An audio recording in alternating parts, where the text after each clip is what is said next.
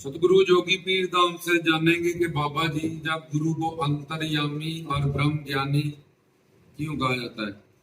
अंतर्यामी होता है जिन्होंने आत्मा का दर्शन किया हो, और ब्रह्म ज्ञानी होता है जिसने परमात्मा का दर्शन किया हो। तो ब्रह्म परमात्मा की ज्योत स्वरूप सचखंड सतलोक में जो विराजमान है उस रूप को कहते हैं।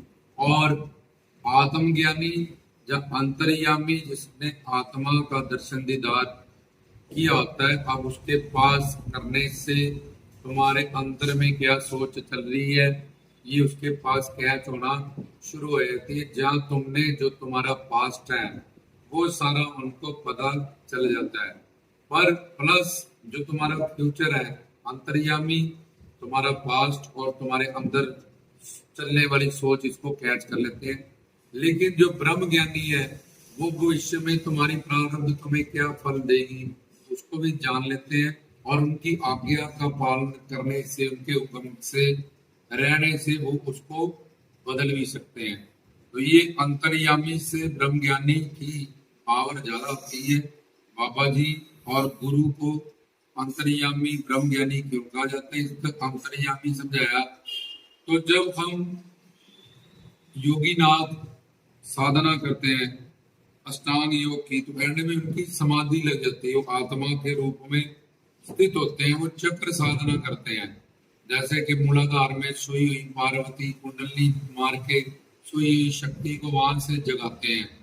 तो फिर मणिपुर सर्वधिष्ठान, फिर मणिपुर अनाहत विशुद्ध, फिर आज्ञा चक्र, फिर त्रिकुटी, फिर मानसरोवर, फिर बबर गुफा, फिर दसम द्वार। यहाँ तक उनकी योगीनाथों की यात्रा होती है। और फिर वो अपने आत्मा के रूप में, और बाकी जो भक्तजन है या ज्ञानी जन है वो त्रिकुटी बनाते हैं, नाम जपने वाला जो नाम जप रहा है और जिसका जप रहे हैं। जैसे ओम नमः शिवाय, शिव जपने वाला और मंत्र, ये तीनों को जब एक कर देते हैं तो मेरा कि मैंने अल्लाह पढ़ा या मैंने शिवोम पढ़ा या मैंने कोई मंत्र पढ़ा, इसमें मेरा मेरा को खत्म कर देते हैं। जैसे कि शिवोम शिवोम शिवोम शिवोम, ये सुनना और ये बोलना ये दोनों रह जाते हैं। मैं बोल रहा हूँ जब मैं सुन रहा हूँ, जब मैंने पाठ किया मैंने सिमरे, ये मैं बीच में मेरा मेरा को खत्म हो जाते कर देते हैं, तो वो त्रिकुटी हो जाती है। तो उनका जो सुरती है शब्द से फिर सुरती के घोड़े पे वो सवार हो जाते हैं, और फिर अंतर की यात्रा वो करते हैं। 9 खिड़कियां बाहर खुली हैं, 2 आंखें, 2 नासिका के छेद, 2 कान, फिर मलमूत्र त्याग करने के लिए 2 छेद, इस तरह से मुंह से खाने के लिए 9 छेद बाहर को हमारे खुले होते हैं द्वार। फिर वो जब उसकी त्रिकुटी बन जाती है सिमरन से, वो अंदर प्रवेश करता है, जिसको वाणी में लिखा है मत विच रतन जवाहर मानक जे गुर की एक सुने, कि जो सुने गाविए सुनिए मन रखिए भाव।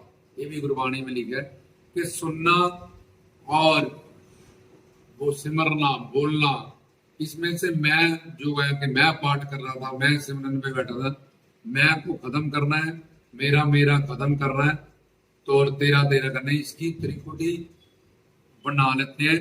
तो जोगीनाथ लोग चक्र साधनाएं करती है क्योंकि उन्होंने रिद्धियां सिद्धियां निधियां विद्धि चक्र उसको भी साथ में सिद्ध करना होता है। संत मत जो होती है वो रिद्धि सिद्धि निधि के पीछे नहीं जाती है, अपने आप उनके पास नौकरा रानियां बन के रिद्धि सिद्धि उनकी अधीन हो जाती है। तो वो त्रिकुटी से आज्ञा चक्र होता है, दोनों आंखों के सेंटर वाला जब तीसरा नेत्र दिखाया जाता है शिव का, उस चक्र से अपनी सुरती त्रिकुटी पे ले जाते हैं, और त्रिकुटी से मानसरोवर।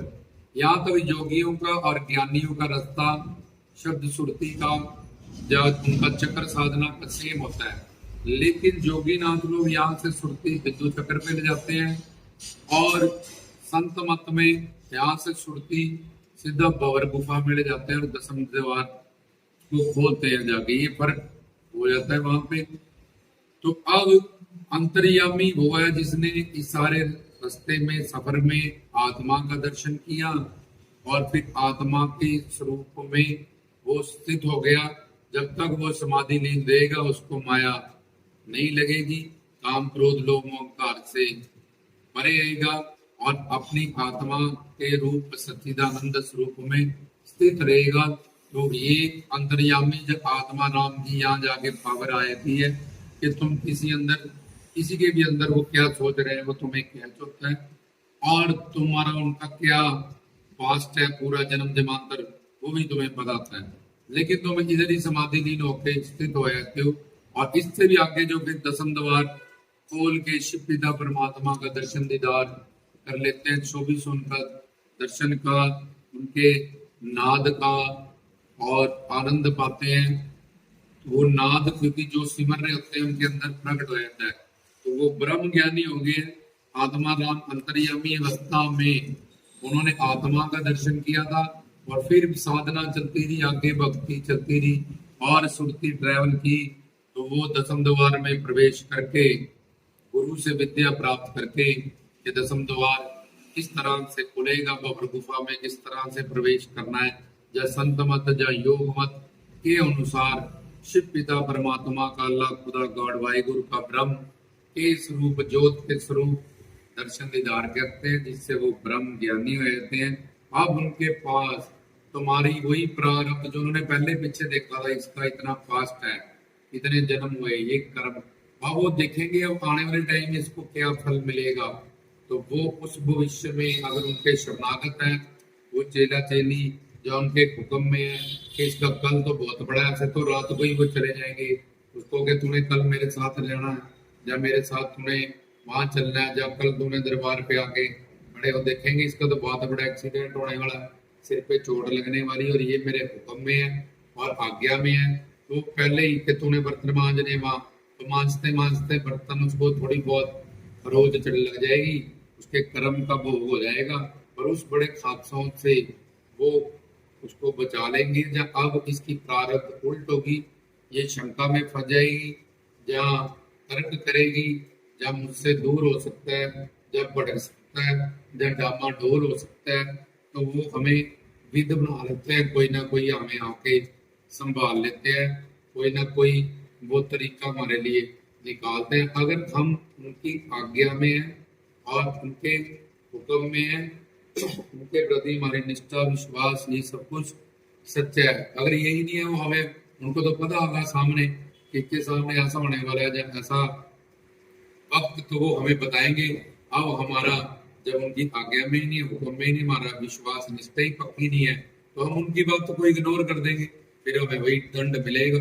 फिर वो कहेंगे मैंने तो देख लिया था तेरा ये सारा कुछ पहले, पर तू मेरे हुक्म में नहीं था, नहीं थी, और तूने आज्ञा का पालन नहीं किया, इसलिए भाई तुझे ये सब कर्म या ये सब दंड भोगना पड़ा। तो ये अंतर्यामी और ब्रह्म ज्ञानी कहा जाता है पूर्ण गुरुओं को और बाबा जी को, जिन्होंने भगवान का दर्शन निर्गुण निराकार निर्विशेष ज्योत अलख स्वरूप में, बाबा जी का मंत्र ही है अलख, अलख मतलब ब्रह्म सचखंड में जो ज्योत विराजमान है शिव की, उसका दर्शन दीदार करना, जो मन बुद्धि इंद्रियों से परे है, जो प्रकाश मान है, अलख निरंजन जो हर तरह की कलंक से परे है, सब दुख भंजन, जिसका दर्शन दीदार करने से ही आदि देवी खाद बाती आध्यात्मिक माया से ये सारे जो काम क्रोध लोभ अहंकार के हमें दुख है, 3 शरीर की दोष, 4 कलेश, 4 दोष, 5 कलेश, 5 विकार,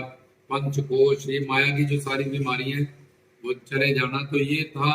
अब गुरु अंतर्यामी भी है अगर वो पूर्ण है, और गुरु ब्रह्म ज्ञानी भी, और बाबा बालकनाथ जी पीर फकीर संत महात्मा वो भी पूर्ण अवतारी है, इसलिए वो अंतर्यामी भी है, क्योंकि जो ब्रह्म ज्ञानी हो गया वो अंतर्यामी ऑटोमेटिकली होएगा।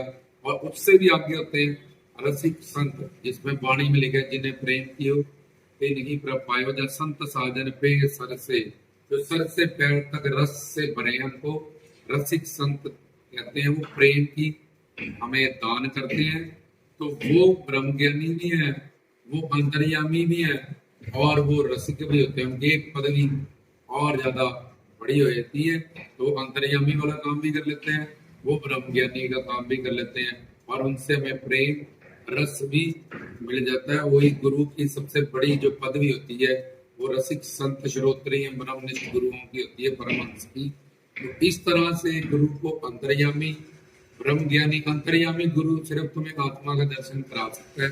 ब्रह्म ज्ञानी गुरु अगर तुम उसके पूरे शरणागत हो तो परमात्मा का भी दर्शन करा सकता है।